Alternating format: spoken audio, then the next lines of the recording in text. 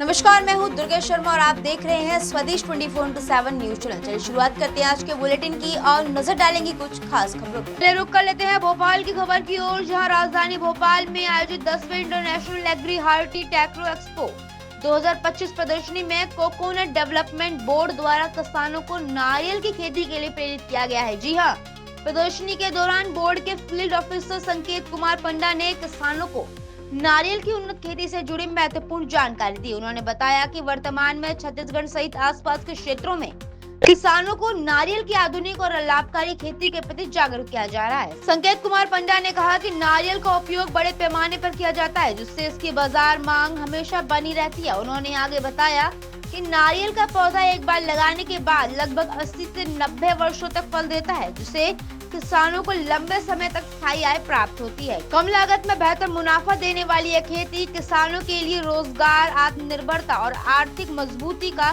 मजबूत आधार बन सकती है। प्रदर्शनी में पहुंचे किसानों ने नारियल की खेती को भविष्य के लिए लाभकारी बताते हुए इसमें रुचि दिखाई और इसे अपनाने की इच्छा जताई है। इस खास खबर के लिए भोपाल से संवाददाता एमजी सर्वर की खास report. Kumar Pandya, field officer from coconut development board Chhattisgarh. Sir, वैसे कोकोनट डेवलपमेंट बोर्ड एक्टिविटीज के बारे में जानें। सभी को मेरा नमस्कार।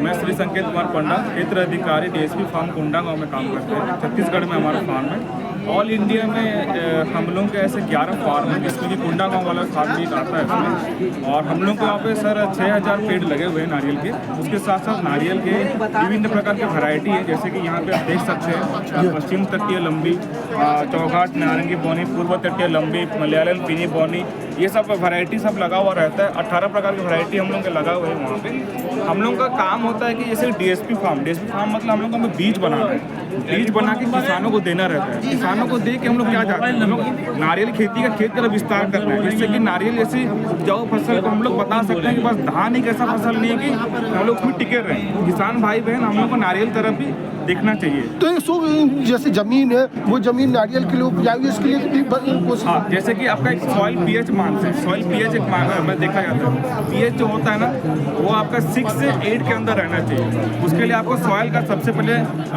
टेस्टिंग करवाना पड़ेगा, जो मृदा अधिकारी उनसे बात करवा के फिर आपको गड्ढा करवाना पड़ेगा। 3-3 फीट का गड्ढा करवाना रहता है, लंबा, चौड़ा और गहरा। फिर 7.5 मीटर मतलब 25 फीट का गैप करवाना रहता है, जिससे कि आप नारियल का पेड़ से पेड़ का डिस्टेंस पेड़ से पेड़ मतलब ये खेती जहाँ भी जिस तरह की ऐसी भूमि है वहाँ कर सकते हैं। और इसके अलावा जो प्रोडक्ट आता है तो उसके प्रोसेसिंग के लिए भी आप लोग सपोर्ट करते हैं? हाँ, प्रोसेसिंग के लिए भी हम लोग केरल में एक संस्थान है sir, coconut institute technology, Aluva में एक है संस्थान। उसमें आप प्रोसेसिंग के बारे में सिखाते हैं, उनको ट्रेनिंग मिलता है। जैसे कि आपका हो गया चिप्स बनाना हो गया, या फिर और कुछ मिल्क पाउडर बनाना हो गया, जैसे आइसक्रीम बनाना हो गया, और भी बहुत सारे जो रहते हैं प्रोडक्ट, बाय प्रोडक्ट रहते हैं, जैसे मोगू मिलता है, नाटा डेको को बोलते हैं, पीने का सामान रहता है उसको, वो सबके भी ट्रेनिंग दिया जाता है। और ट्रेनिंग के साथ ही क्या गवर्नमेंट की स्कीम्स भी कुछ रहती है? कुछ रहते हैं, जैसे कि ट्रेनिंग वाले को ज़्यादा बता सकते हैं वहाँ पे, क्योंकि हम लोग फार्म में रह जाते हैं, वो लोग थोड़ा उधर रह जाते हैं। तो इसलिए गवर्नमेंट सपोर्ट करती है? हाँ, गवर्नमेंट पक्का सपोर्ट करेगा आपको वो सब चीज़ के लिए। बहुत सारे स्टूडेंट, एंटरप्रेन्योर वो सब आके अपना बिजनेस स्टार्टअप कर रहे हैं वहाँ से। अच्छा, तो ये रोजगार का बड़ा अवसर आप दे पा रहे हैं। बहुत बड़ा अवसर है। क्या अपील रहेगी आपके किसानों से?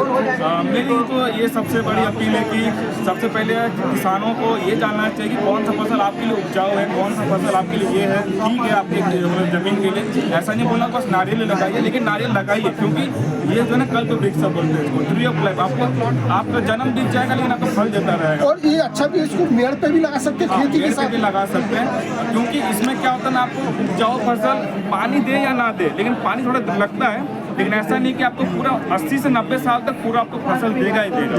तो एक अच्छी विन-विन सिचुएशन से लोग जो नए लोग आना चाहते हैं इस फील्ड में, बहुत फायदेमंद है। बहुत फायदा होगा। Horti and expo being organized at Central Institute of Agriculture Engineering Bhopal, in which government agency from all department participating and showcasing their effort. Coconut development board, जैसे कोकोनट को तो हम लोग सिर्फ एक साउथ की फसल जानते हैं, विशेषकर केरल के बारे में, लेकिन भारतीय अनुसंधान परिषद ने जो कोकोनट डेवलपमेंट बोर्ड किया है और देश के प्रत्येक हिस्से में कोशिश की है कि वहाँ भी कोकोनट की